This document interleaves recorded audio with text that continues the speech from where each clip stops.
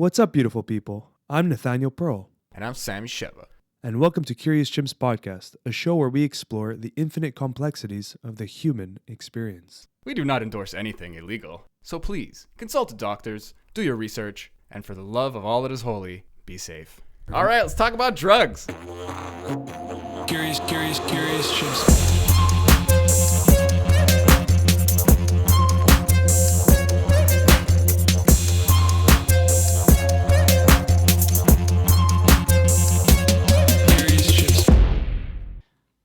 So what's up? Carlos Tanner. Thanks for having me on this show. It's a pleasure to speak with you guys today. And I'm Carlos Tanner. I'm 46 years old. I'm originally from the United States, but I moved to Peru in 2004, where I've been living. My first 4 years, I lived with a shaman named Don Juan, or a curandero, as they call them down in Peru. And that was kind of like an apprenticeship for me into the tradition of ayahuasca healing and plant medicine in the Amazonian tradition. And after that, I came up with the idea to start an organization called the Ayahuasca Foundation, which I did start in 2009. And we've been operating for the last 11 years, offering healing retreats, educational courses. And more recently, we started hosting ayahuasca research, which has been really interesting. And now, very recently, as of this year, we became a founding member of the Psychedelic Medicine Association, and we're starting to connect with therapists, psychologists, and psychiatrists in the development of what I hope to be a new era of medicine that includes psychedelic therapy. Amazing. Wow. That's a huge step forward for the community and for the plant medicine of ayahuasca. Oh, man, I hope it's a huge step forward for the human race, to be quite honest. I mean, maybe I'm a little bit biased, but I would say that if we could move towards a consciousness-centered understanding of health, we would make milestones, leaps forward in our understanding of how we can remain healthy and maintain that health, because consciousness seems to be curiously left out of so much of our current modern medical understanding of our own health. And I don't know why that is, but it's clearly creating so many limitations in our ability to achieve healing. And now that we see so many people dealing with depression and anxiety and trauma, and PTSD seems to be like ravishing cultures without a method to cure or even treat. Like, it's time for us to recognize that consciousness is certainly here, and we have done ourselves a disservice to ignore it for the time that we have. It seems almost indiscriminate because so many people are affected by these, like you just kind of shotgunned all the anxiety, depression. There's just this kind of ailment because we've let it be an open sore or like an open wound, and now it is the glaring problem. It is the kind of like I don't want to say linchpin or something. It's like it's the frontier right now. You said it perfectly. It's like there's a bunch of advancements in medicine, but everybody is like just stressed out or anxious or like hates themselves, and it's like all this tension that will chemically or physically just translate to disease. And exactly. There's I mean, I think a lot of like in this kind of mystic talk space, people will treat something like ayahuasca as like a fast forward button that's kind of needed because there's just such a bombardment of, let's say, the opposite, or whatever's causing these like anxieties and stuff. So I'm just so happy that something that seems so like esoteric and oddly enough new, even though it's like ancient technology, that's coming out of the woodwork, literally, and becoming this like I mean, it's like a modality, you know.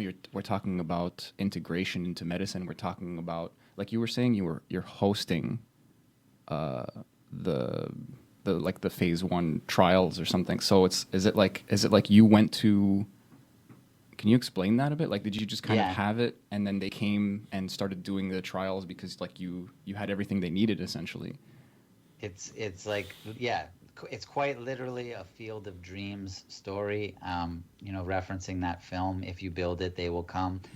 In 2013, I received an email saying, "Hi, we're a charitable organization that just started, and we're passionate about the potential of plant medicines. If we donate money to your organization, will you build a research center? And we'll fund it." And so I'm not a researcher. I'm not a doctor. I know a lot about plant medicine because of my personal experience, and I accepted the offer and went through the headaches and the nightmares of what it means to take on a project of that size. And any construction project is full of headaches, but this was like an epic construction project. I purchased a piece of land in the middle of a national reserve, which came with so many problems, least of which was that it's inaccessible by road. So to get the materials there, and then of course I couldn't cut down anything, even on my own land, because of the location being inside a national reserve. So it was a headache after headache. Finally, we finished building it in 2017. Along the way, people kept saying, "So what are you going to be doing? Like, you're building a research center. What are you going to be doing?" And I had ideas, but my reply was, "I'm not really sure, but I feel like when the time comes, the right people will show up." And even before we finished the construction, a psychiatrist from the National Health Services in the UK named Simon Ruffle came and did a retreat, and he was blown away by what he saw in the outcomes in such a short period of time, compared to like his understanding of kind of what you were talking about earlier, like the limitations of the current methods of treatment. And so he started saying, like, "I would love to do research on this." And I was like, "Well, I'm building a research center right now." And that was the beginning of this, what would become an amazing relationship. His colleague, Nigel Netspan, would come and do a retreat soon after. And then by the time we had finished building the research center, they were already in the grant proposal phase on their end to get funding from the British Medical Research Council. And it all came together. So I say hosting because I'm not doing the research, nor do I have the credentials to do the research. But of course, I am providing my own insights and, helping the research be put together in the way that I think would be most advantageous and most accurate in what they're looking at and what the findings are. But it's all being done through the British Medical Research Council. At least the phase 1 study was all done through the British Medical Research Council. Now we're getting a collaboration with a lot of other organizations, because they are aware of it now.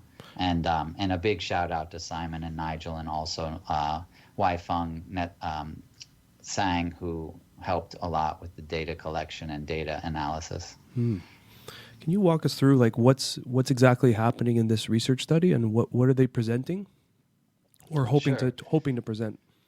Right. The study focused on, psychological afflictions, so depression, anxiety, and trauma.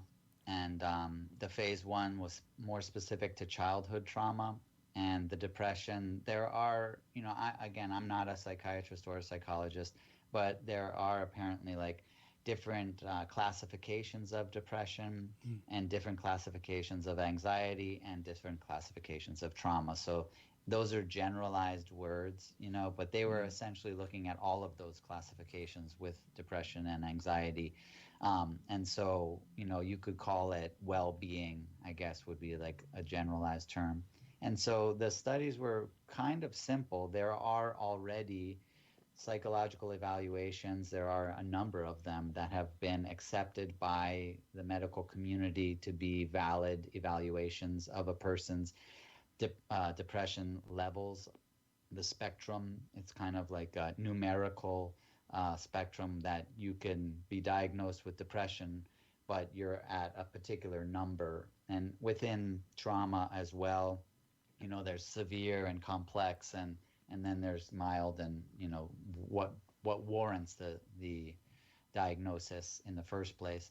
And so those are all evaluations that have already been established by the psychological community within that field. And so they chose a particular one of those evaluations, and all the participants fill out that evaluation before they start the treatment process, before they start a retreat, essentially.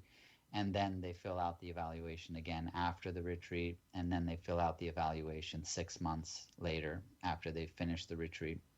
And then in addition to the phase 1 study of that nature, there was also an epigenetic study that complemented it. So there were also saliva samples taken before and after, and again, to see if there was a change in genetic expression. And they looked at specific markers that are associated with depression and anxiety.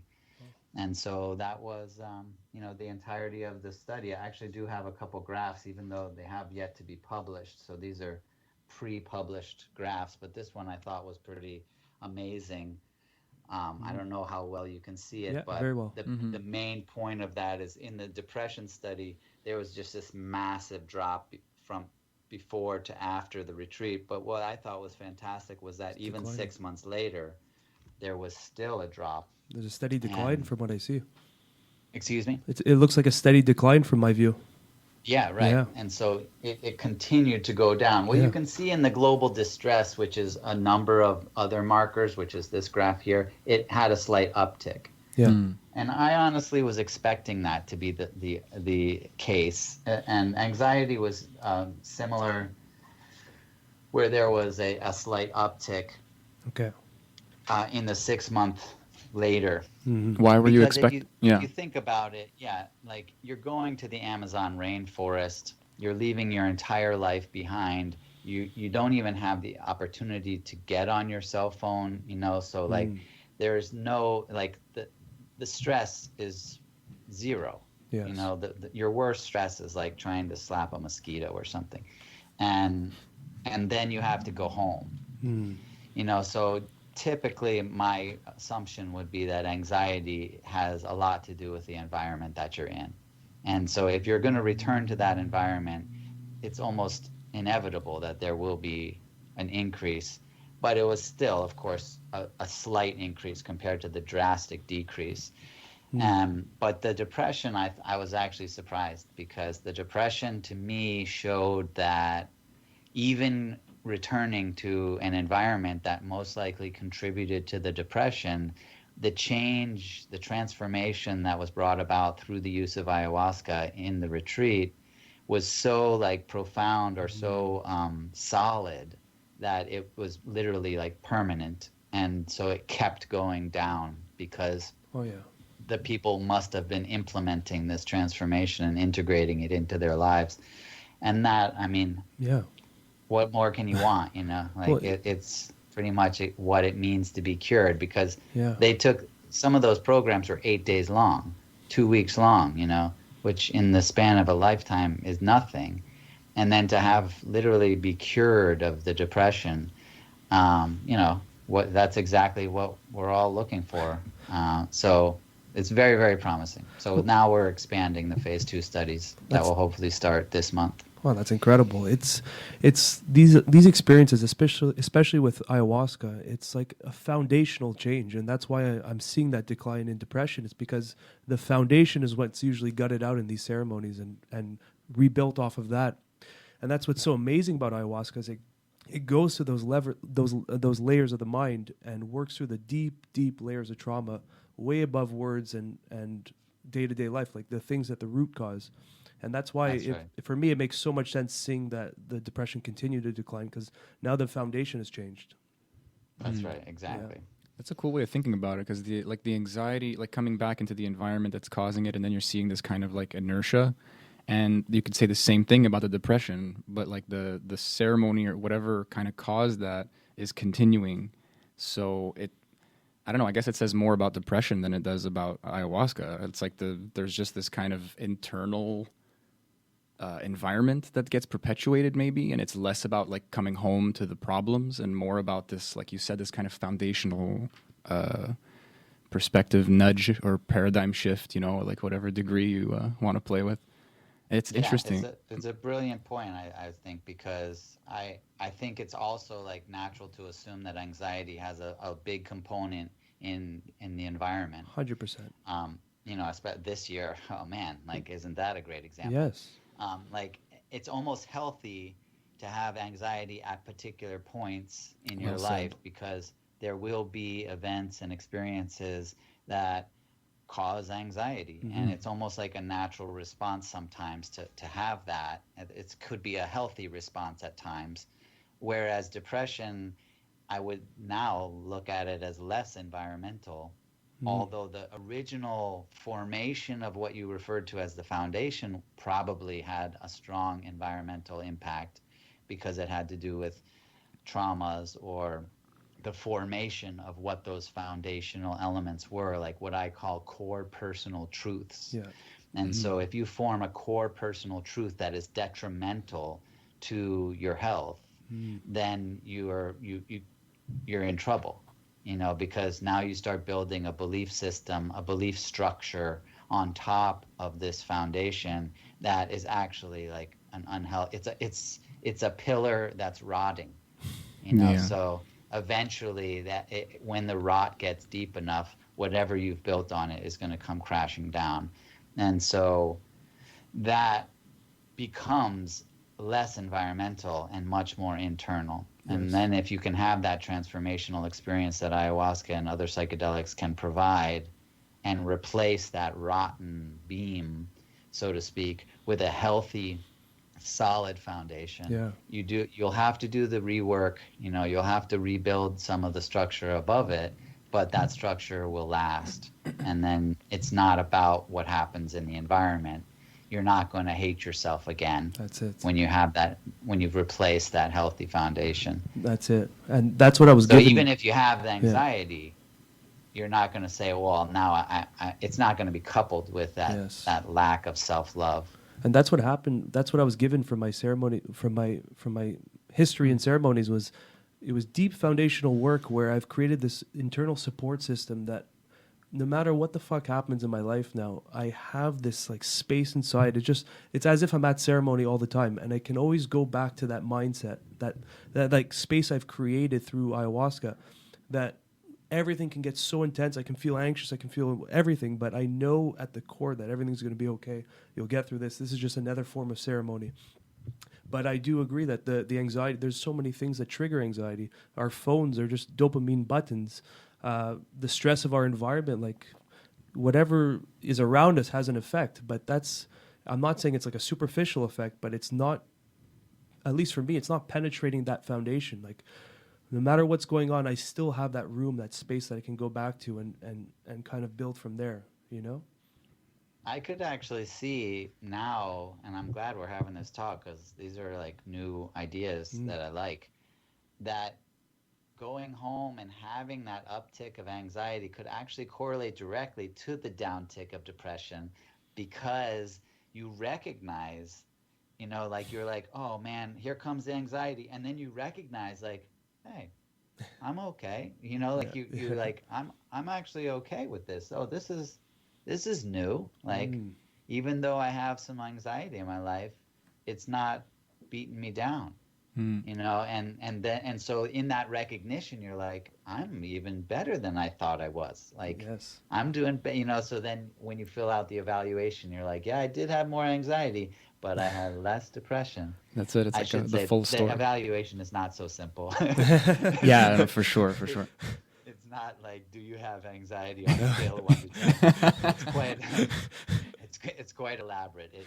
Props to the medical community. But that's good that it's quite elaborate, and you can illustrate it in a very simple form. But obviously, the back end of it is deep details and deep work.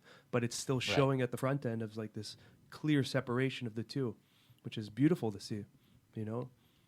It's almost like it's like more honest. Like if there's problems, if there's things that need to be done, then a lot of people with depression and anxiety are probably the kind of person you've gotten to a point where it's chronic, and you're unable to handle it. So it's almost like this like slow rise back into kind of power and control. And then you're every step of the way to that upper plateau is honesty, is like, oh, this is a problem. I don't have to freak out about it, but if I ignore it, it will be a bigger problem later. So there's this like whole other way of seeing things. Whereas a lot of people just want to be okay and kind of gloss over a lot of like the little problems in their life, and then they have a pile of problems on Friday night kind of thing. Whereas something like ayahuasca, or any therapy, I think, is just trying to polish the lens. And then you're like, oh, okay, there's some shit going on. So anxiety for sure, but maybe I like calling it stress because I just feel like that's more like neutral and medical. It's just a stress response, but you can be like, okay, this is a good stress response versus like, I am always stressed and I'm feeling anxious. I'm just, I hear a loud noise and my shoulders touch my ears. Like there's such a rough divide, but there's such a clear path from one to the other. And I mean, like you were saying, obviously the tests are probably really complicated, like personality tests with like 300 questions or something. I don't know. How do you take a snapshot of somebody's mood like that? Like it's probably a little bit impossible, which is why you need to do it a bunch of times in a bunch of different ways, and there's still like a bit of subjectivity. I'd love to get more into that. I don't want to change the subject too strongly here, but I'm just really curious about all the scientific aspects. I know it's not your forte, but like were there any results with the epigenetic section of the testing? Like I'm really curious about that when you mentioned it. Yeah, there were. Wow, and I'm smiling about it because they were great. Oh, nice. I don't know how much you know about epigenetics, and I got to say, like, most of what I know about epigenetics is just from reading Bruce Lipton, I was who going to quote him too. introduced me to the term, I know some buzzwords, exactly. I'm not sure.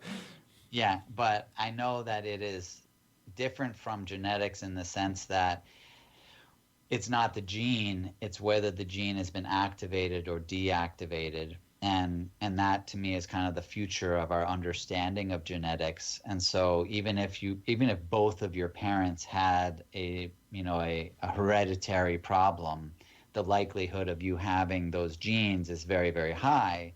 But whether or not you activate those genes is completely indeterminate, other than what you learn as traits for how you respond to the experiences of your life, which are culturally inherited rather than genetically inherited, by meaning like when you watch how your parents deal with stress, as an example, you will most likely adopt certain traits in that manner, and those traits might activate a gene, but you have the power to change how you react, to change those traits, because they're not genetic, they're cultural, or they're familial, or however you want to say, but they're learned.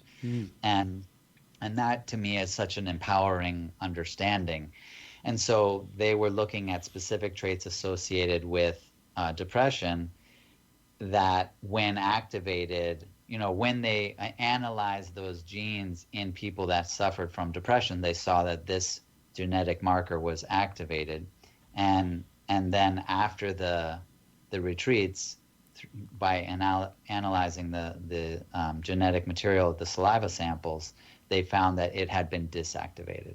That's huge. And so that then makes perfect sense as to why you would see the chart the way that I showed it, why it was going to keep going down. Because if you've deactivated your genetics so that the ones that are associated with depression, well then your genes aren't helping or contributing to the affliction.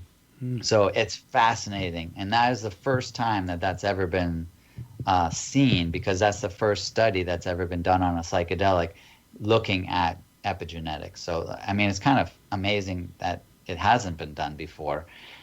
But here we are. Epigenetics is a relatively new term as well, and I'm sure that we will soon see a lot of epigenetic studies following that. But it was awesome to be able to host such a groundbreaking study and to have such a groundbreaking result, because it really kind of said, genes are like the permanent thing. Like there's permanence in genes. They go hand in hand, the concept. If you have these genes, this is how you are. And so to be able to say, well, I've deactivated that gene is also to say I'm not that way anymore. That's a key word you said, is empowering, because a lot of people will think under the notion that your genes are you, and then that's your limitation. So you're a victim to what your genetic code is. But now that I look at it like a light switch, it's like they're activated with the light switch, and then you can turn off that light switch. The way you explained it, I just pictured a light switch, or like a light bulb that goes on and off, and we have that power. And that's, for some people, that's huge, because they think this is just the way I am, and they give up that sense of control or sense of change that they can actually have within. Yeah, I do. I Even kind of worse understand than it. Like that, it's I'm sorry binary. just to chime in, but even worse than that, unfortunately, is by thinking that you are trapped, in the previous conception. Like if you think, oh, my parents have this, both of them, and I have this, I'm going to have cancer, and that is a huge push to activate the gene, It's like so true. you're disempowering your belief system. You're like taking power away from yourself with the thoughts and beliefs that you have. But epigenetics is actually putting it back in our hands. Yeah. You're almost talking like I don't know, like metagenetics. I don't know if that's a term, but it's like the genetics you're given gives you a kind of a story, and then through some kind of like a Bruce Lipton-y kind of physiological, psychological bridging, you're then through your nurture activating your nature, and then it's like compounding. And right. And there's this big self-fulfilling prophecy, because most of us are raised by our parents, and then ipso facto all that stuff. But it's crazy to see it that way, because it's almost it's empowering. It's all of this is empowering. Where if we can nudge it in the other direction, you can argue chicken egg until the cows come home. There's a lot of animals in that sentence, but in the end, you're it's just like go in that direction, and then everything will conspire to help you. Your genetics will kick in or turn off, like we're saying. It is kind of like a light switch. You won't drink ayahuasca and get taller. Like there's still physics involved, but like fucking maybe. Like I give it like 7-8 years. Like you're literally changing the way your genes express themselves, and that can form you. We're replacing our cells all the time. Our neurons are growing and flipping around like crazy spiders on LSD every night. Like you have this one or a series of these profound experiences, profound either spiritually, psychologically, or just molecularly, chemically. And this will possibly, and now we're proving it, probably really throw you into like a different dimension, like another universe where you could be a better person. You don't have to like OD in a ditch somewhere, or you don't have to be depressed all the time, or you don't have to fucking even if it's a mild but consistent anxiety, like you said before, if you could take 2 weeks out of your life and get a clean slate. Maybe clean slate is a too bold a statement, but like transformation. Yeah, I mean, and I like that word, because it's bold but kind of factual also. No one comes out the other end the same. Nobody. If you do, right. like you well, were. There are two things that I would love to talk about.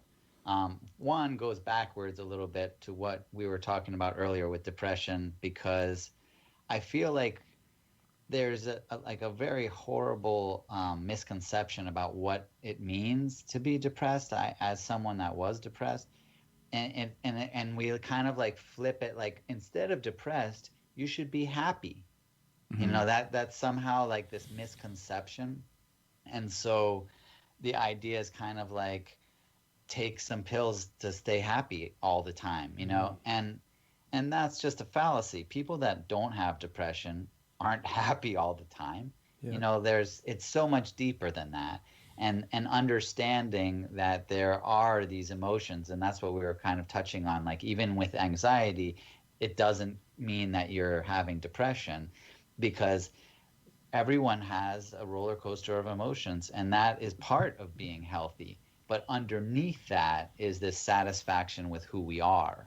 And so, yeah, I'm sad right now. Maybe something happened, if a loved one died or something. It would be messed up if I was happy. I should go seek help if I was happy, if my parent died or something. And so I wanted to address that, because I think it deserves our attention, that we've kind of created this thing where if you're not happy, something's wrong. Yes. And like that's like backward. You know, like there's a lot of times when we shouldn't be happy. You know, it's great when we are, but we should also feel sadness. We should also have the full range of emotions. It's just that beneath that, we should accept ourselves for who we are and be satisfied with our true identity, provided that our foundation of what that identity is strongly built, is solidly built, is beneficial to us. So that's one important part that I just wanted to tag on there. The second part, though, was a clarification that it's super common to say drink ayahuasca as if like that does it. And I'm not calling you out. It happens all over the place. And I'm not happy when I see the headlines of the research. I love research being done on ayahuasca, but you'll see a headline, which you guys probably just saw because it was kind of recent.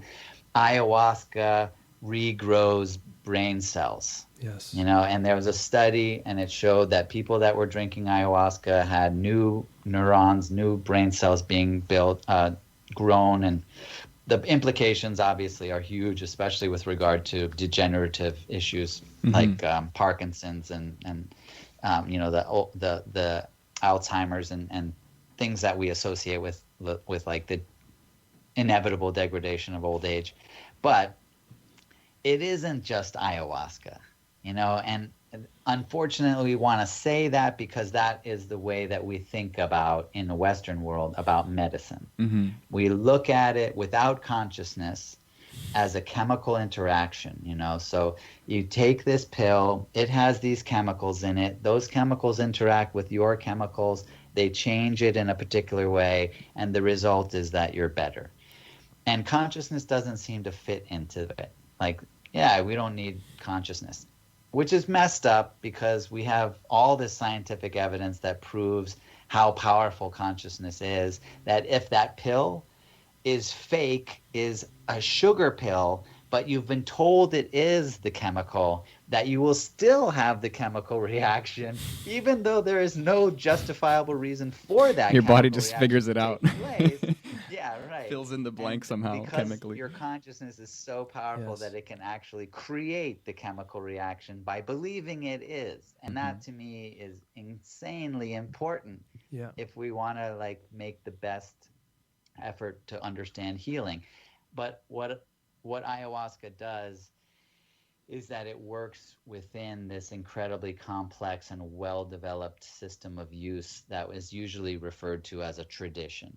And so you can't really separate ayahuasca from ceremony. If you're going to say, I drank ayahuasca 99 times out of 100 or 999 times out of 1,000, what you really mean is I went to an ayahuasca ceremony. And in that ceremony, yes, I did drink ayahuasca, but during that ceremony of several hours, there was this elaborate and complex art form being performed in this way that contributed to enhancing my consciousness, focus, and ability to create this change. Because you don't just drink ayahuasca and sit there and then, boom, you're not depressed or, you know, your problems have been solved. It's not like that at all. Obviously, if you've drunk ayahuasca, you know there's a lot of work involved. And what the ceremony does is it creates this like super optimum environment for you to be able to do that work better. Like if you took ayahuasca at home, hopefully there would already be this, you know, desire to create something ceremonial. But if you didn't, and you're like, yeah, I'm going to go to the movies, it'll be cool. Why don't I drink some ayahuasca? You know, there's a very low likelihood that you're going to get those results. The ceremony is a massive part. It might even be more important than the ayahuasca itself. I would love to do a study to see what the impact of people going to a ceremony and not drinking would be compared to people drinking that don't go to a ceremony. I actually feel like the people that don't even drink the ayahuasca would get more benefit from it. So I just want to make sure that like that's being said, just in case there are people listening that are like, I got to get myself some of that ayahuasca. You know, it's more than that. And I think that by recognizing that it's more than that is also a gateway to recognizing how much better we could have our own understanding of health be, because clearly ayahuasca recognizes how important consciousness is and has taken the time over generations to develop this complex tradition of use to enhance your consciousness in that process, something that Western medicine lacks incredibly.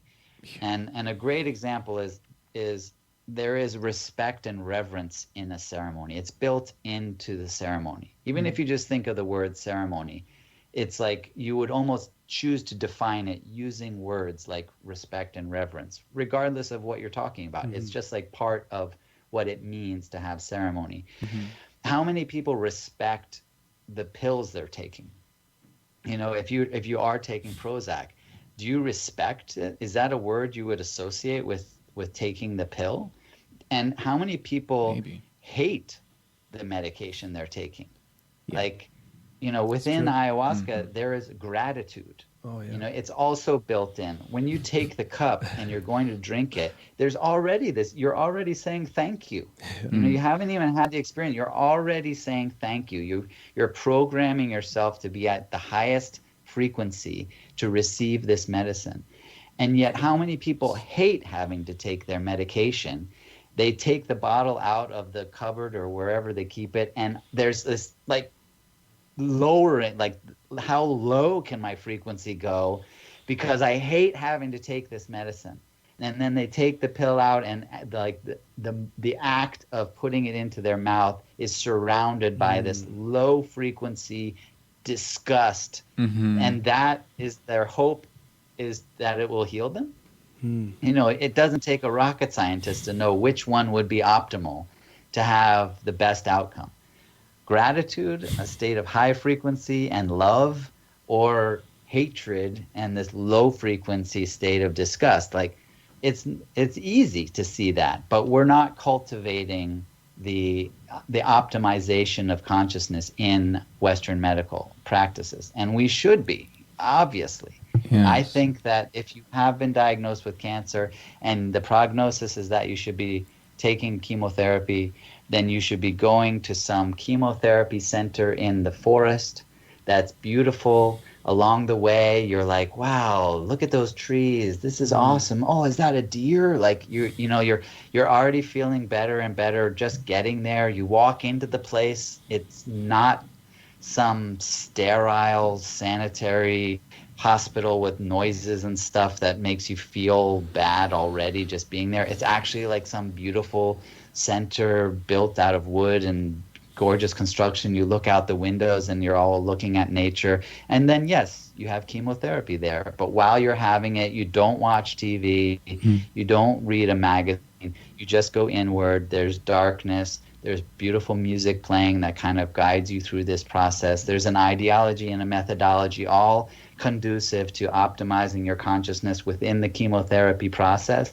And then the outcome is going to be better. I would love to do that as a research project as well, to compare chemotherapy ceremonies with the classic chemotherapy treatment. But we have so much to learn. And I'm sorry, that was a lot of stuff, but we have so much to learn from the indigenous traditions and their understanding of the truly holistic nature of what we are. And then something that you were talking about too, about this foundation, we don't just end here. You know, we're not individuals in the sense that I have individual cells in my body, but they're only individual in the sense that, yes, I can take one out and look at it under a petri dish or something, but really they're all working in total harmony with one another to create me. And we as human beings are individual. Yes, there is like a boundary, but yet we are combining to form this incredibly complex and magically mysterious thing called nature, or the planet Earth, or whatever you want to, however big you want to get it, the universe. But we are part of something much bigger. And I think a big part of why we're seeing ourselves rise in our levels of depression is because we have considered ourselves to be disconnected from the rest of the world, and thus we feel alone in the world, like it's us against the world almost, when that's so far from the truth. And the indigenous cultures throughout history and all of our ancestors knew that that was not true, that we were always a part of nature. And because we were a part of nature, that gratitude that I talked about earlier was inherent in our understanding of our own existence, because nature is so worthy of our gratitude. It is so easy to be in awe of nature, and yet we don't include ourselves in what we should be, feeling that awe towards, if that makes sense. Well, yeah, well, COVID illustrated how problematic separation is, because depression rates went up, suicide went up, and what really happened is, yes, the whole world changed. Everything that has been kind of modified, but what was really going on is everyone had to isolate, and that solitude for a lot of people, especially people living solo and no friends and family around if they're abroad for school or whatever. There's so many stories and cases that you can bring up, but it's that isolation that is. There's a funny thing. It's like prisoners are in a prison with like the quote unquote the worst of the worst. And the biggest punishment that you can give a prisoner or a murderer, whatever you want to call it, is putting it in solitude and isolation. Like that's the biggest punishment you can give. It's all that's left. It's like, all right, we locked you away from society with other people locked away from society. Now we're going to do it again. But you're solo. So like solitude is in the core. It's not our nature. And that's why things like ayahuasca remind you, not at the intellectual level, but at the experiential level, the deep vastness of connectivity, and that we are all connected in some way. And that's like a big theme that you hear so many people, I would say in the high 90 percentile, that people that do an ayahuasca ceremony, one of the keywords, buzzwords that they always say ancestry. They say ancestry, and they say connections and connectivity. I feel connected. That's such a common word that's thrown around after a ceremony. And that's what we're missing, is that connection to ourselves, to our friends, to our surroundings, to our environment. And once you start living in that connection, in that connective mindset, everything starts to grow into place. Yeah, definitely. There's like you said so much. There's so much to unpack, but like there's this kind of insidious like blind spot in the zeitgeist for the individual, for medicine, for everything. And it's what you're getting at there. There's just like this, even the way we might try to rectify our feeling of disconnection might be with like a disconnection mindset. Like we're so ass backwards sometimes. We think that we're empowering ourselves by kind of forcing this individuation further. And it's just sad, because it's something I'm personally going through right now as well. And I'm glad you brought up COVID, because like the lockdowns, a lot of businesses went under because they were just making enough to go by. A lot of people went under because they were just feeling enough to go by. And that scares the shit out of me for myself and for everybody, because it's like that's a normal, like that's common. That's really fucked up. And you said it, man. Your whole like rant that you just went on just now, I don't even want to call it a rant because it was so like well formulated and patient and well said, but there's just this there's this glaring neglect, it's so evident, it's so like, what the fuck, and then everyone's like, no, we need to maintain like the things we've been maintaining, even though they've caused this problem. That needs to be our jewel in the crown, so to speak, and then the rest of the crown can be made of fucking tinfoil for all they care. And we just have this kind of fixation. It's not even a mentality. It's just this kind of like ailment from modern society, I guess. And it's hard to get out of that. And even when you try to, you might do it, like with good intentions, but you're not really sure how to do it. And it really just makes me sad, because there's answers, there's a lot of things we could do to help each other and ourselves. And, as you're kind of pointing out, there isn't a big difference between the two. And a lot of our society is set up for there to be a distinct separation. So a lot of times when I'm helping myself, I feel like I'm hurting others. And that's really probably wrong most of the time. It's just my impression. But even if it is right ever, that's like hit abort. As soon as that happens, we fucked up, turn around. Whatever we're doing is not worth it anymore. You cannot have a society that works that way. There's going to be stragglers and loss and all this fun stuff that life has to offer, but fuck, man. There has to be a better way. Here's my, we just got pretty deep down in the depths there. Maybe I can like bring it back up. Please, I've been playing with depression lately. So I'm gonna try to let's bring some hope into it, some optimism. Please.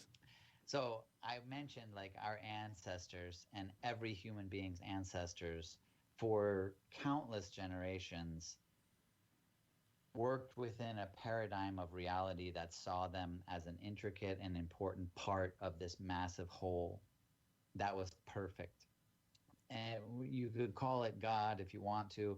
I think nature is like this great term because everybody recognizes nature. You don't have any like atheists who don't believe in nature or something.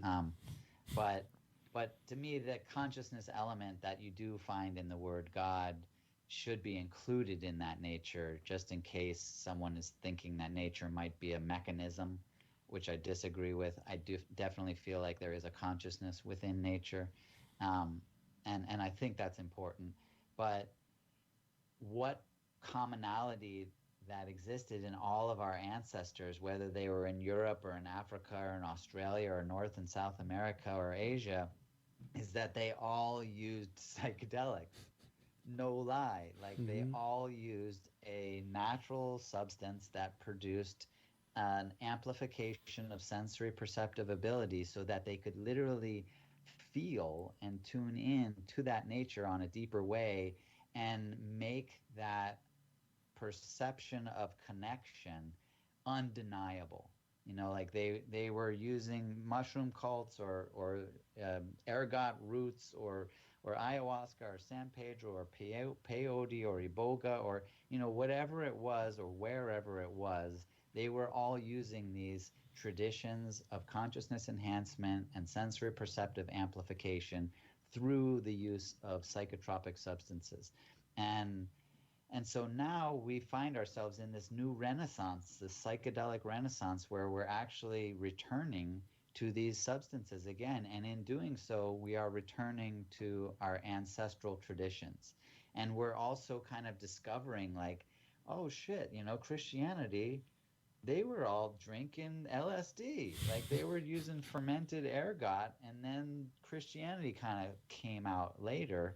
And then those Christians said, don't take that substance anymore.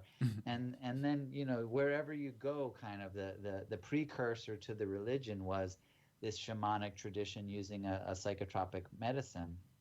But now here we are, you and I right now, talking about these psychotropic medicines and these traditions of their use, these same precursors to our own religions and our own ancestral traditions. And yet we're talking about them because they're being revived. And psychedelic therapy to me is the path that we need to take to revive them, just because we're caught up in this new kind of modern paradigm that doesn't recognize yet the spirit, or at least not to the degree that maybe we deserve to recognize it. But yet we have recognized the potential benefit of these substances. And so through our own kind of weird way, we're getting back to that. And what's going to happen when psychedelic use becomes fully legitimate to the point where your parents are telling you that they're going to go to a psychedelic therapist, and when you have the people that were kind of maybe thinking you were going down a dark road when you were taking psychedelics earlier in your youth are now saying, hey, do you know anyone that where I can get some of those mushrooms you used to take? This full legitimization. What will happen to our consciousness as a society? And to me, I can't see it going bad. Like it will only come. The solutions to our problems will just arise as a natural process through that reconnection, through that sense of awe of our existence that comes as kind of a guarantee, even if you're not involved in a tradition, even if you're taking LSD, at a party or something, there's still this like awe that comes where you're just like, wow, and even just that will have great implications in how we tackle the problems that are facing humankind. So I do have a ton of hope for the 100%. future.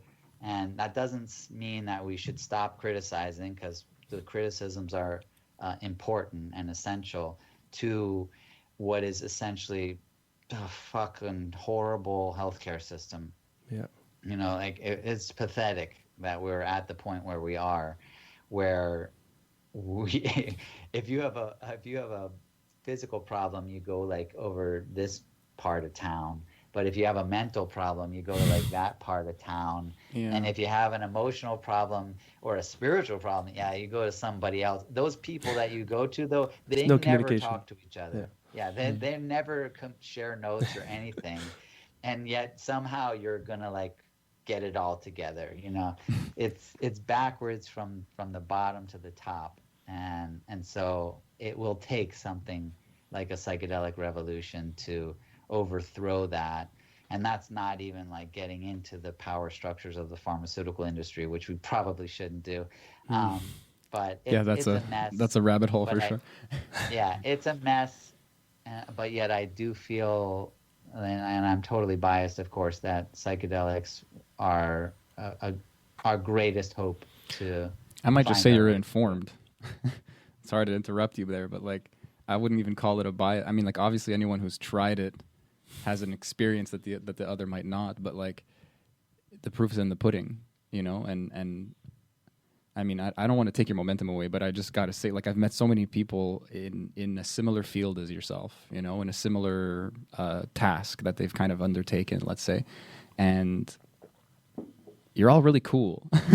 I don't want to simplify it, but like, if you guys are running shit, that shit's gonna run well, and if you have a system that's holistic, it won't dissolve in the bigger pond, like as we evolve, as we kind of grow as a society. Like we need something that's going to touch on all bases, and plant medicine's part of that, but plant medicine's also showing us that that's necessary. So like there's no coincidences here. We're here because we need to be, kind of thing. Right. Yeah. No, I agree with that 100%. My faith in the earth is so solid. Like what I view to be the consciousness and the body of the earth, which we are all a part. The earth didn't create humankind to kill itself. Like it knows. We don't know.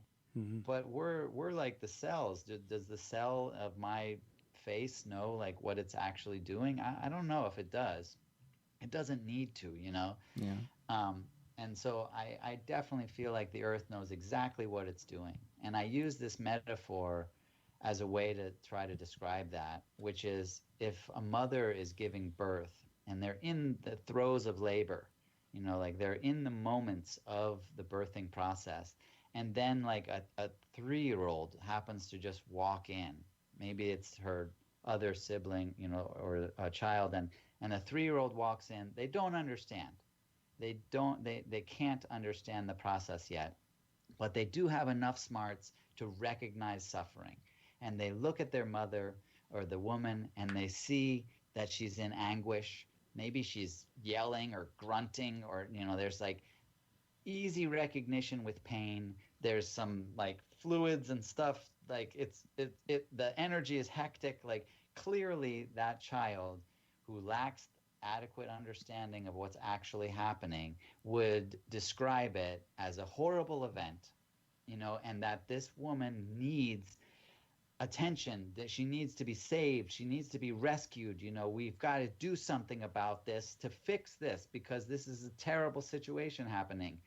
And then later that child grows up, has conversations with their mother more about it, comes to learn, about what happens, and then come to find out, oh no, that was the greatest moment in that woman's life.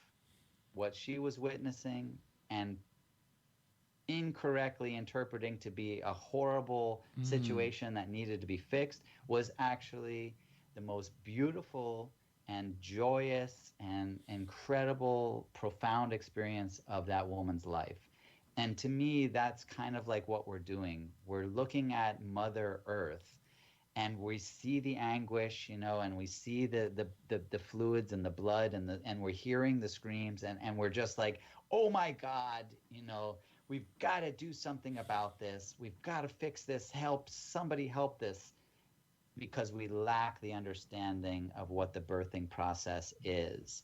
And later on, hopefully we'll have the maturity to understand it, and we'll look back and be like, oh, that was like one of the greatest moments in the life of the earth. And that's kind of my view on it. Not to say that, like, yeah, go fucking pollute or shit. Like, make the changes in your life, of course, but also don't freak out, because we lack the wisdom that we lack is immeasurable, and the wisdom we have is minuscule. So let's just, like, keep it real, and maybe just focus on how we can connect back to that mother and be real and whole. That's it. And I said this a few times, is that I try to separate myself to observe everything that's going on, and the most I can see from that perspective is that there's a peak in chaos, but then there's like this solution that's kind of almost meeting it at the top, and that's the plant medicines and all these kind of conversations that are fueling that. And you don't know where that point is until it's happening, I guess. But it's like, but there is clearly a momentum behind plant medicine. It's being talked about almost everywhere now. Look at what we're doing. And I compare it to 10 years ago when I was just learning about ayahuasca and approaching people, and maybe 1 out of 20 or 1 out of 10 would be like, oh, I kind of heard about that. Whereas now it's literally almost everyone I encounter, like, some form of knowledge behind it. Oh, my cousin tried it in Peru or in Brazil. Yeah. But like, it's such a common term now. And there's clearly a momentum behind it, way bigger than any of us can observe and see, but it's happening. I hate to use the word mainstream, because there's obviously some negative connotations, especially when you're talking about like an ancient tradition or something that we want to kind of consider sacred, that's just going to suddenly have like advertisements like slapped upon it or something. But it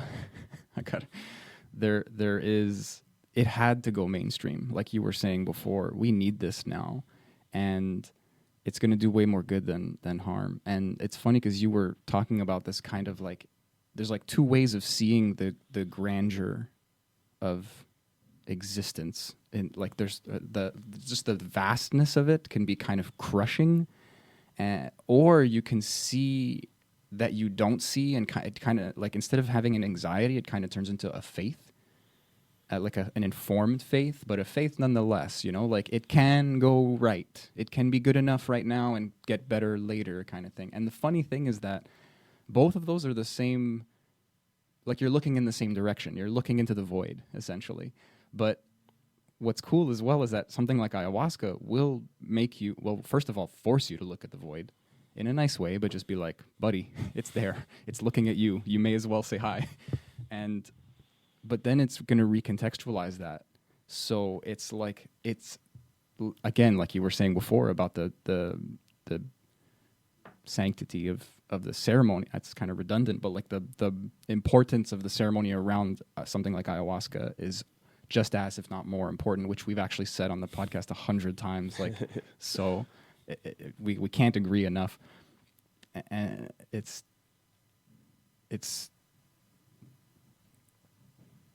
like I lost my words, but you get what I'm saying. Like there's just this perfection. Talking to you, I kind of feel like there's no other way we can go, because we've kind of past the point of no return for this kind of self-destructive, like, we're not going to be in some Star Trek universe either, but we're not going to bust a Mad Max, like I don't think I don't want to claim it. Even when we have possibly in the past, there's always been survivors, let's say, and then just a kind of regrowth. So in this kind of healthy detachment way, we are granted through psychedelics, through ceremony, through therapy, through anything, to kind of just comfortably come back to the self in an honest way and not in a separate way, and then to use the self to embody and to live in this connection again, in an honest way. It's just happening. If you're avoiding it or disconnecting from it, that's where all the suffering is coming from. I am just ranting now. I just heard myself. Well, I'm a big fan of ranting. Yeah, we're doing good. I have my own like personal vision, I guess, and maybe I'm about to like go off the deep end, but Let's hey, go. Let's Manifesto there time.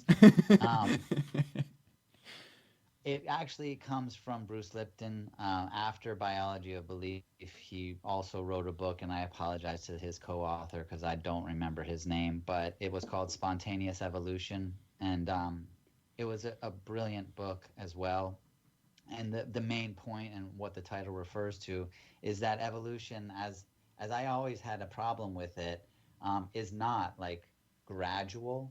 And that's why I always had a problem with it. Even when I was young, it just didn't make sense to me. Like, so there's like a lizard that's got like kind of wings. Like why would it do that? And they say, no, it's spontaneous. Like chicken and the egg actually, which was referred to like, yeah, literally an egg was laid by a different animal, but the new evolution hatched from it. And that combines kind of with Rupert Sheldrake, I'm a big fan of also, and the morphogenetic field, and like how you could change your morphogenetic field and your morphic resonance so that you can actually give birth to a different species or a new evolution in that species. But the point that I found to be so interesting, which makes so much sense, is that so evolution is spontaneous in the sense that, yeah, it just goes, there's a leap. There's always an evolutionary leap. It's not some gradual thing. And what causes it is a crisis. So it makes so much sense. Like also with the kind of classic, or maybe I was just misunderstanding it as a child, but the classic understanding that I had was that it was this gradual process, and like 10,000 years later, a frog would be a cat or something. I mean, that's like a joke, but you know what I mean? I love it. And because that's kind of like what we say, like, oh yeah, horses, they became dolphins or something. You're like, wait, what? Yeah, you got to explain that one. and it why would they change? If everything was great, like why would an animal keep evolving? Like, hey, this is perfect. We're great just the way we are. Let's grow wings. It doesn't make sense. That's a great point. Unless there was a purpose, unless they needed to grow wings in order to keep their survival, to keep their species going, it had to change. And that to me makes way more sense. And then combine that with, okay, we've got a crisis, our survival is being threatened, but if we evolve, and we'll have to do it quickly, our offspring won't be threatened. That makes so much more sense to me. Like when I imagine it, it makes so much more sense to me that it's like that. And so they describe like the evolution, single-celled organisms had to, at one point, they were threatened to the point where, they had to combine. So then all of a sudden, all these individuals said, hey, let's get together. And they all worked together as multicellular organisms. And then there was a threat where they're like, okay, we've got to divide our function. Okay, start creating the division of labor, so to speak, in the biological system. And they do a brilliant job in the book, Spontaneous Evolution, Bruce Lipton, and the other guy, who I apologize. And so if we are facing a crisis as the human race right now, taking that into consideration, it's almost like finally, it's only like finally, man, we're finally gonna like evolve and fix or like change the things about humankind that have always been problematic. And you can go back like tens of thousands of years and you're always seeing the same thing play out again and again, like these power struggles and wars, and you're almost like, dude, have we learned nothing? Like 100,000 years ago, we were all fighting wars, and 100,000 years later, we're still fighting wars. Like, we're not improving. And maybe that's because things have been good enough that we just don't need to change. And so if we are finding ourselves in a crisis, maybe that is finally going to be what it takes for us to take that evolutionary leap And that's what the earth is giving birth to, is this new evolutionary leap of existence. And that's my vision of it. And, you know, maybe that's crazy, but it does give me hope, and it does make me kind of smile at the situation instead of freak out about it. I love it. It's like I don't think it sounds crazy at all. It sounds like this alchemical hope, you know? It's like you're taking the realism and you're saying, okay, this is what happening now, but like you're saying, what if this is the good catalyst, like the bad catalyst to the good life later, or the good world later? And it's kind of I'm thinking of the tower in tarot. I don't know why, but like obviously there's just this parallel. A lot of people hate this card and like shit on this card. Like, it's funny, like this card gets hate in this deck of tarot, but it just signifies that instead of like building somewhere smart, you built in the wrong place, and the tower gets like stronger and bigger as you're building it. So eventually, whatever circumstance that's trying to let you know that it was in the wrong place is gonna like knock it down essentially, and then that sucks, especially if you're like sleeping in the high top room or something. So then change is always good, change is always necessary, change is always, if we're being honest. So if you resist that, then you get changed instead of change. And that can be how do you say, like bouscule? Like that's like something comes out and does it for you, sort of, you know? So that can be really challenging for the ego. It could be scary for the collective. But I really think what you said is anything but crazy. It's just kind of what's happening. Well, I'll give you some context, and I think that, well, I hope that the context is actually very, very relatable, and we can all go back to a particular time in our own life's experiences and resonate with something similar. But I was a drug addict. In 2003, I was spiraling down heroin addiction. My life was falling apart. And that culminated in me waking up in my car underwater because I had blacked out behind the wheel because I had been drinking and taking drugs, and then was driving my car. And at 3 o'clock in the morning, I woke up and I'm in a river underwater with water pouring in through the windows of my car as it's sinking. And I had to figure shit out right away because I had no idea what had happened, but I knew I needed to get out of the car. Jumped out the window. Thankfully, the window was down, and swam to the shore and turned around and just watched my car go full underwater. And that was like rock bottom for me, for sure. And that's when I made a declaration to myself or to the universe that I was going to make a big change in my life. And then 2 weeks later, I booked my flights down to the Amazon rainforest and had the most incredible transformation of my life that led me on the most incredible path of my life. And honestly, I owe it all to me hitting rock bottom.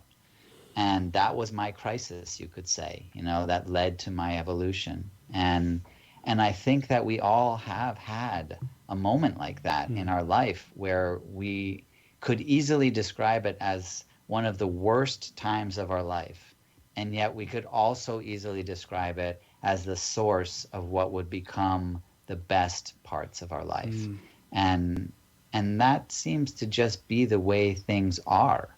You know, maybe there's some sort of like scientific law that describes it, you know, where light appears in the darkness, or, you know, you can't have complete darkness because light will always come in, or I don't know, I'm just making it up, to be honest, but it's an experience that I think most people have had, and I think that it's a great way to remember. In fact, I use this technique now where if I am going through a shitty experience in the ups and downs of life, I will, you know, remember that experience and how it played out, and then I'll kind of project forward into the future, knowing that I'm going to look back at this and say, that was great. You know, that shitty thing that happened, that was great because it opened up these opportunities and it led me to where I am now. And so I know that at some point in the future, I'm going to look back at the shit I'm in right now and be glad. So that can help me to feel better about being in this shit right now.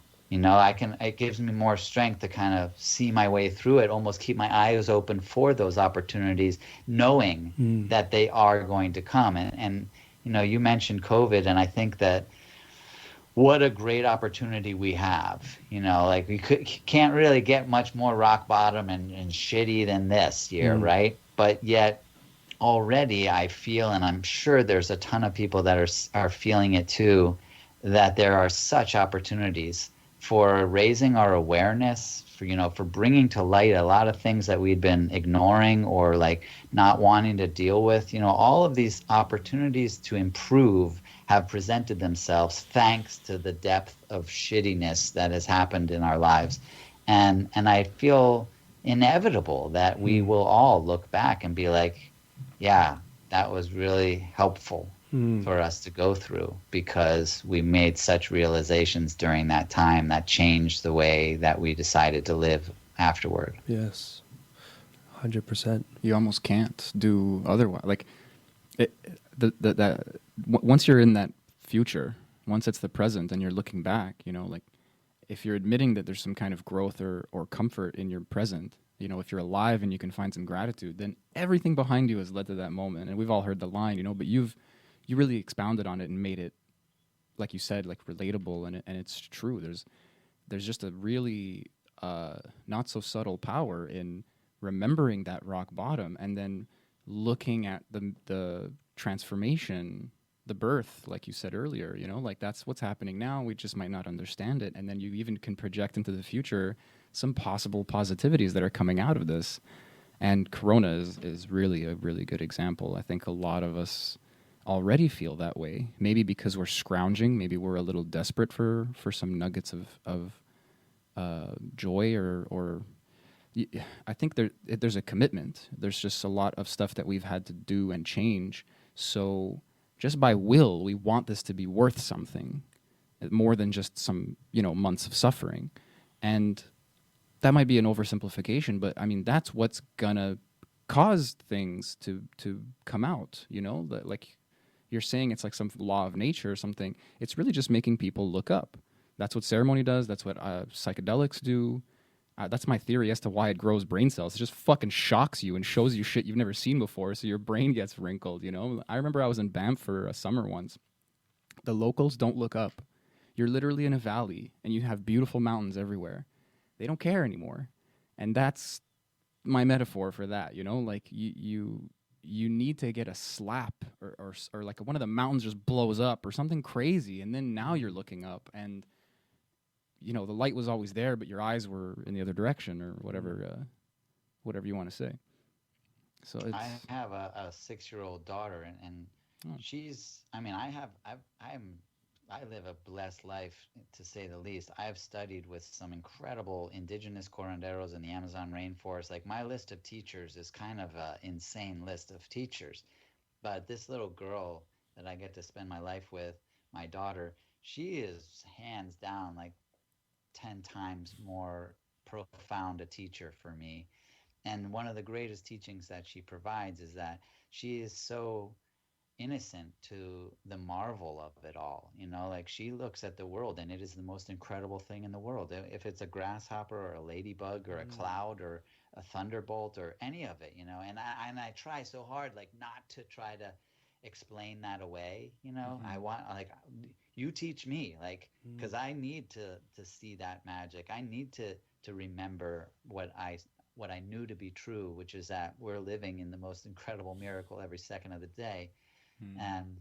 And then, one thing that you brought up when you said, like, that's what happens in ayahuasca ceremonies, like everything that we were just talking about, that is an ayahuasca ceremony, like hitting rock bottom, like finding the strength to like pick yourself back up, see the opportunities, eventually look back. Like, that's all the microcosm of a ceremony is, all of that shit in one condensed intense night.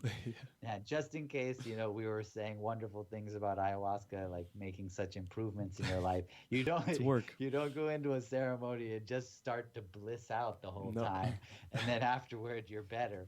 It's actually quite the opposite. You like go way down. You think maybe I'm gonna die. Like the crisis is right there in the middle of your face, and then you like figure it out and open the doors, and eventually you do get to the point where you look back and be like, oh wow, that was good.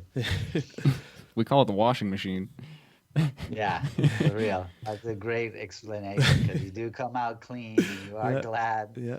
But you're also just lost during it. I just feel like you're... yeah. Well, one thing that always sticks to me in ceremony, because you go to the depths sometimes and you can't control it, so you just got to experience it, is one thing that I always remind myself, or it's like maybe it's not even me, but it's just always there. It's just trust the process, trust the process, trust the process. Right. And that's with this whole thing too. You can apply that formula for this, just trusting the process, and that's the method you did, where you can not predict, but you see the future outcome from that trauma or that pitfall. If you trust the process, you'll know you'll go back up to the new height, and you'll look back at it and you'll have like this sense of accomplishment and joy for what happened, and it's almost like you're hugging yourself from the future and just saying, come on, you'll get here. Just keep trusting, keep going forward. It's a very nice perspective to set for yourself. And it's always true, because you'll get through whatever the fuck's bothering you. Whatever was going on in your life 10 years ago is not happening in this moment, hopefully. And that's the weird thing that people keep forgetting. Sorry to interrupt you, but like this is like a quote from the show Community, but the character Abed, he says, I used to be anxious about the future, but I was anxious about now in the past. And like the future's now. So he's like, why am I still anxious about the future? Now's great. So he just had this like epiphany and like reached enlightenment on syndicated television. I mean, I love talking about all this stuff, but I do recognize that talking about it is, I worry sometimes that it makes it sound simple. Sometimes I'm like, oh, just believe that everything will be fine. You're good. It's not so easy. No, it's not. When you said that, I was like, how many times have I said that to myself? Like in a ceremony, or in the throes of what it means to run an ayahuasca retreat center, and like worrying, like getting to the point where I'm worrying about whatever it is, and then looking back after it, of course, resolves in a way that was way better than I possibly could have imagined, and I look back and I'm like, why was I like, why did I still worry? Like, how many times? Triple for the same crack. I have gotten to the point where I have a mantra that is, it'll all work out. I just, like, anytime one of my staff members contacts me to let me know like something broke or something went wrong. Our building got struck by lightning last year, and and now I even if I'm going to worry, I still say like, well, it'll all work out. Yeah. Which is kind of like trust the process. And also that's wisdom too, because of the past experiences. Just compile that wisdom from it passing, and trusting the process is just getting. It's like a muscle that's just growing. And that's the wisdom you get from a lot of the elder teachers, and the ones that have been through those routes, who've tripped on the same crack and same branches, and they have these like little nuggets of wealth of knowledge. But either way you hear it, you have to experience these kind of pitfalls to find it for yourself, and that's the wisdom that you gain. Experience, I guess. Yeah, we all have it though. Yeah, I mean, everyone has it. Everyone has had those experiences where we were worried about something, or we thought something was bad, and then now we look back and we think it was silly to worry, and how it got way better than we thought it would be. And it's like nobody says no to that. No one says that's never happened. Never. Like everyone knows that happens, and it's reliable. It like happens reliably. Like it's a guarantee. That's you have a forest fire. Oh fuck, that's a horrible thing.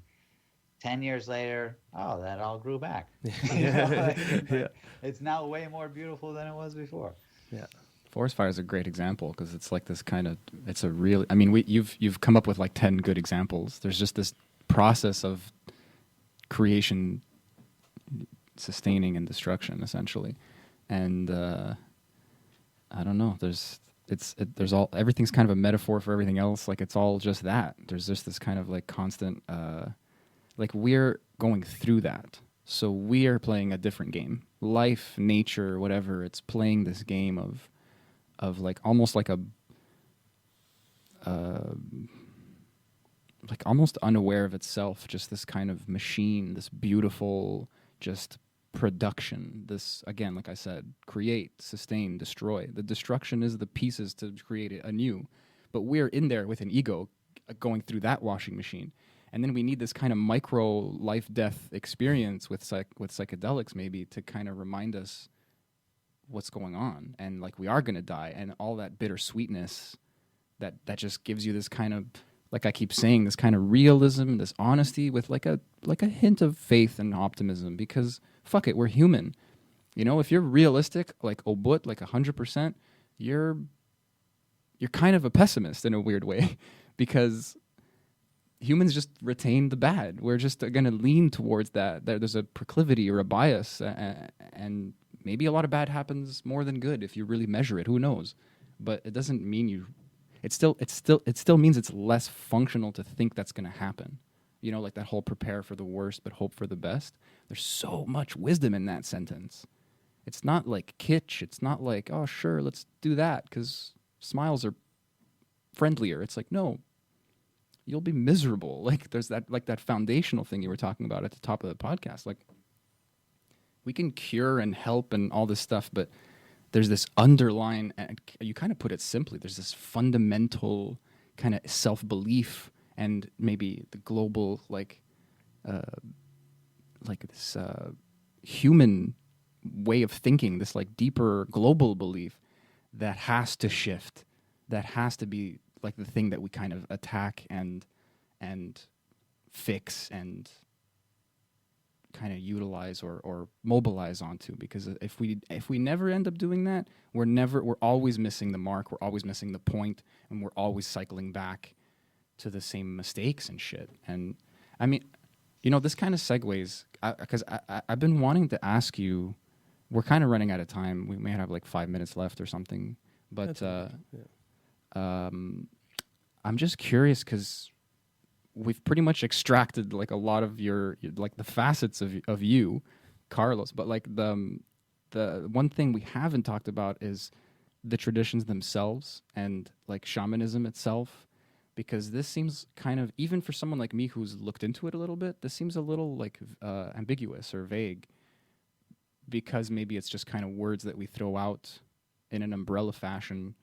I'd love to get more granular on that, because obviously it's all going to bleed back into what we're talking about. I don't know if I'm opening up a real can of worms here or not. I love that you were like, I think we've got 5 minutes left. How about you tell me about the last 50,000 year development of these traditions? Maybe I can squeeze you a little and just say I'll like, try. what is shamanism and how is it? try. Yeah, we'll get you back on. We'll man. have to do a part two We'll then. do a part two. Yeah, I would love to be back on and try to focus on that. It's understandable with what we've all gone through. And I love talking to you guys. I actually, like, you guys are doing wonders for me in my own, like, organization of my ideas and things like that. Thank you. And hopefully I'm doing something Likewise, similar for you. 100%. True. So even the word tradition to me is, I'm not a huge fan.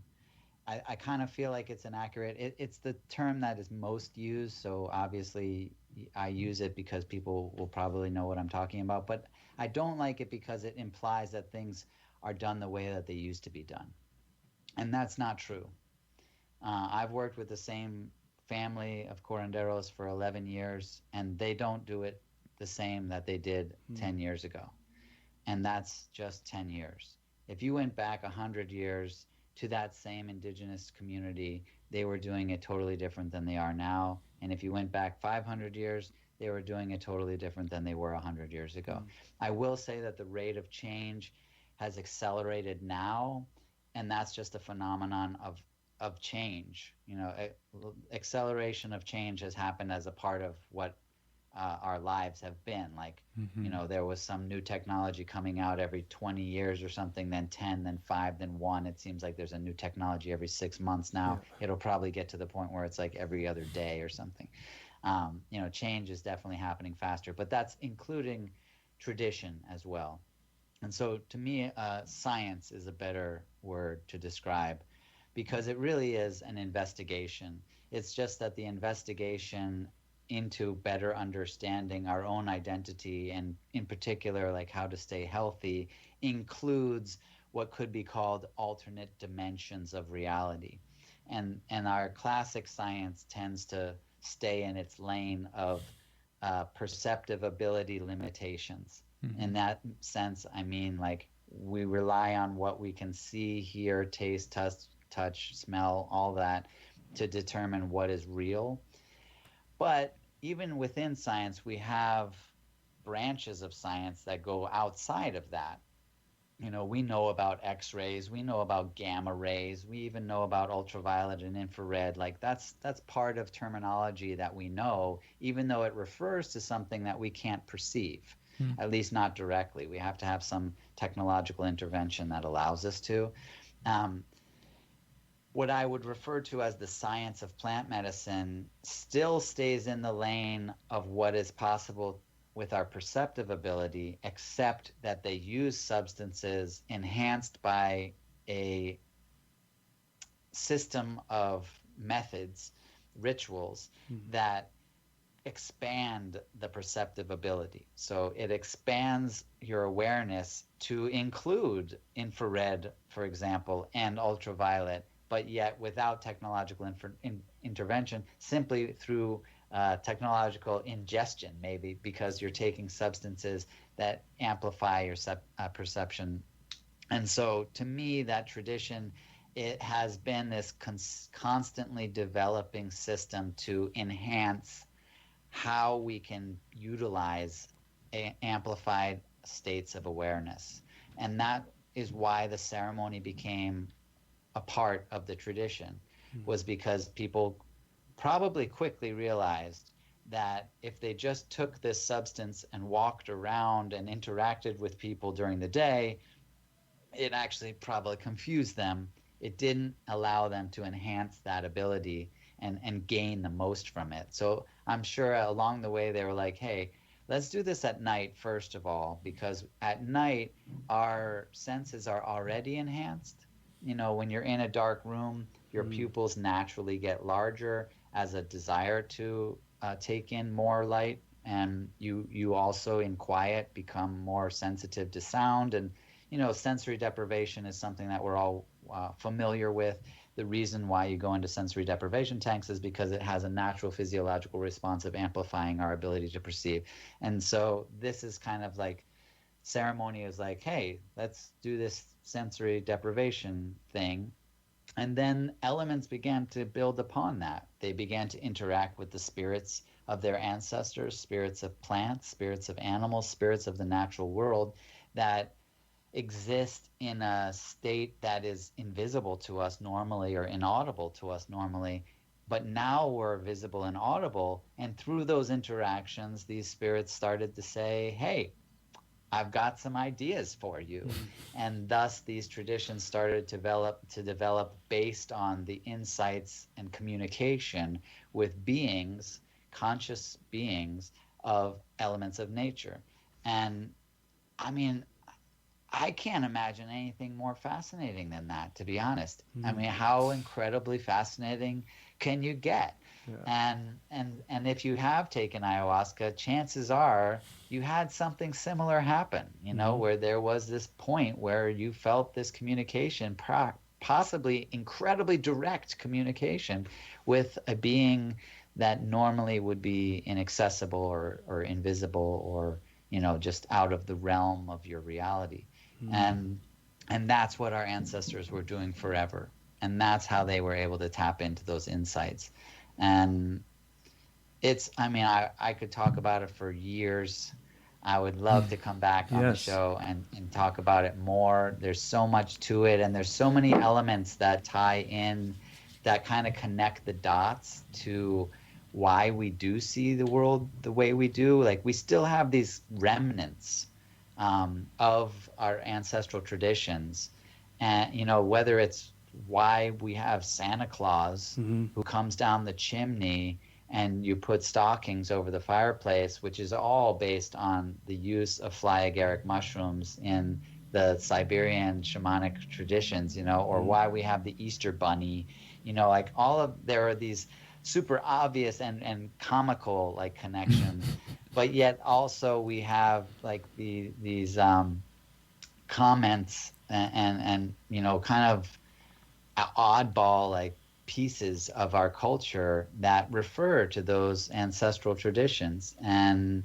not so much the traditions, just the reality, like the paradigm, what I now call the indigenous paradigm, but perhaps better would just be to call it the ancestral paradigm, because indigenous might exclude us, or we might think that we're excluded in that sense, and I don't want to do that. Our ancestors operated in a different reality than we do, and their reality has a lot to offer, especially for us right now. And I do think that what I called the Psychedelic Renaissance, this revival of ancestral knowledge, or at least the substances of the traditions, I think will provide a connection to that paradigm. And hopefully we'll experience and see this paradigm shift, where I don't know if we'll go back, but we'll certainly merge. And I can see that, like, with that evolutionary leap I was describing, will